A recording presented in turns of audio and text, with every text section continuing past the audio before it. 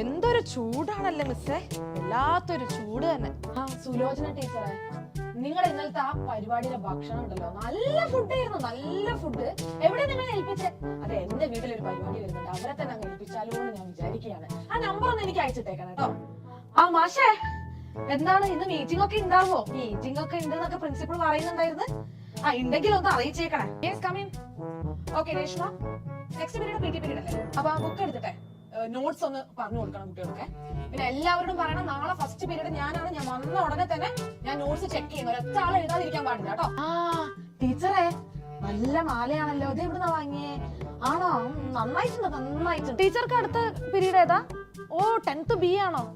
അയ്യോ, എന്താണ് അവിടെ കേറിയ കുട്ടികള്, ഒച്ചയും വിളി, അതൊരു ക്ലാസ് ആണെന്നേ തോന്നൂല. വഴക്ക് പറഞ്ഞ് ഞാൻ മടുത്ത്.